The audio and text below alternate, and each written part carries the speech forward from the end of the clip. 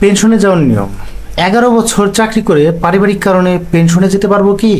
চলুন এই প্রশ্নের উত্তর খোঁজার চেষ্টা করি। সরকারি চাকরিজীবীগণ চাইলে ইচ্ছাকৃতভাবে পারিবারিক কারণে 11 বছর পর চাকরি ছেড়ে দিতে পারবেন, কিন্তু জিপিএফ এর মূল টাকা ছাড়া আর কোনো কিছুই পাবেন না। আনুতোষিক, মাসিক পেনশন, জিপিএফ, সুদ, ছুটি নগদায়ন কিচ্ছু পাবেন না। তাই পেনশনে যাওয়া যাবে না। মোট কথা হচ্ছে 11 বছর চাকরি করে পেনশনে যাওয়ার সুযোগ নেই। চাকরি হতে পদত্যাগ বা চাকরি হতে ইস্তফা দেওয়া যাবে। তো যে কোনো সময় পেনশনে যাওয়া যায় না তাহলে? না, আমরা অনেকেই ভেবে থাকি যে 5 থেকে 24 বছরের মধ্যে বিভিন্ন ধাপে পেনশনে যাওয়া যায়। আসলে ধারণাটা ভুল। মৃত্যু বা মেডিকেল বোর্ড কর্তৃক অক্ষম ঘোষণা বা চাকরি হতে ছাঁটাইকরণ ব্যতীত উক্ত শিডিউল প্রযোজ্য নয়।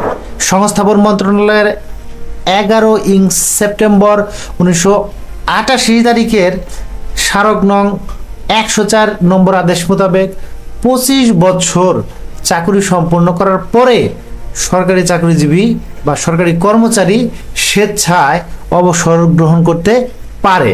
সে সম্পর্কে যে বিটি বলা আছে, ক্লোজটি বলা আছে ইংলিশে, সেটিও আমরা এখন জেনে নিব। 1974 সালে দি পাবলিক সার্ভেন্টস রিটায়ারমেন্ট আইনের 9-1 ধারা অনুসারে, যার নিচে বলা আছে, আইনে বর্ণিত আছে একজন পাবলিক সার্ভেন্ট স্বেচ্ছায় অবসর গ্রহণ করিতে পারিবেন। কি বলা আছে আমরা একটু শুনি। Optional retirement. A public servant may opt to retire from service at any time after he has completed 25 years of service by giving notice in writing to the appointment authority at least 30 days prior to the date of his intended retirement, provided that such option once exercised shall be final and shall not be permitted to the modified or withdrawn।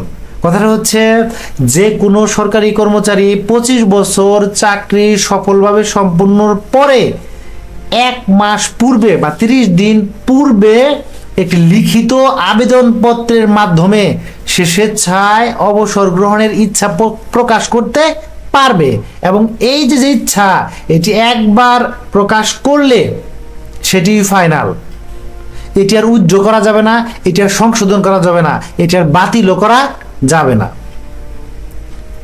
আইনের উক্ত বিধান অনুসারে একজন public servant স্বেচ্ছায় অবসর গ্রহণের আবেদন করিলে উহা নিয়োগ কর্তৃপক্ষ অগ্রাহ্য করিতে পারিবে না। অর্থাৎ নিয়োগকারী কর্তৃপক্ষ চাইলে সেটি ফেরত দিতে পারবে না। এমন প্রশ্নে মন্ত্রণালয় 9-10-1980 তারিখে 80 সালের স্মারক নং 63 দ্বারা আইনগত পরিস্থিতি ব্যাখ্যা করেন। উহার পরে 7 বছর অতিবাহিত হয়েছে এবং এখনো একই প্রশ্ন উত্থাপন করিয়া উক্ত স্মারক বলবৎ আছে কিনা তাহা জানতে চাওয়া হয়। আসলে এখনো সেটি বলবৎ আছে। 1980 সালে সেটি আবার প্রশ্ন করা হয়, তখনও উত্তর দেওয়া হয় বলবৎ আছে।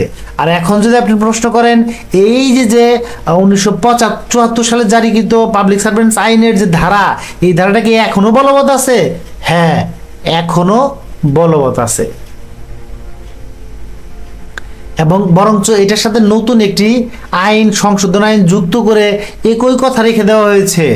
কোন আইন? সরকারি কর্মচারী আইন 2018 এর 44-1 বিধানেও এই একই বিষয় দেওয়া আছে এবং সে অনুযায়ী স্বেচ্ছায় অবসর গ্রহণ করা যায়। তার মানে আমরা জানলাম যে 1974 সালে যে আইনটি ছিল সেটির স্বীকৃতি দেওয়া হয়েছিল, আবার প্রশ্নের উত্তরে 1980 সালে সেটি আবার 2018 সালে এসে সেটি নতুনভাবে একই আইন বা একই ধারাগুলো রাখা হয়েছে। তো এখন আরো কয়েকটা প্রশ্নের উত্তর, অর্থাৎ শিরোনামে যেটা ছিল সেই প্রশ্নের উত্তরের আমরা আরো পরিষ্কার হই। 15 বছর চাকরির বয়স হলে কি পেনশনে যাওয়া যাবে? না, যাওয়া যাবে না। 25 বছরের একদিন পূর্বেও পেনশনে যাওয়া যাবে না। এখানে একটি কথা বলে রাখা ভালো, 24 বছর 6 মাস হলে সেখানে 25 বছর ধরা যায়, অর্থাৎ 6 মাস এই পেনশনযোগ্য চাকরিকাল প্রমার্জন করা যায়।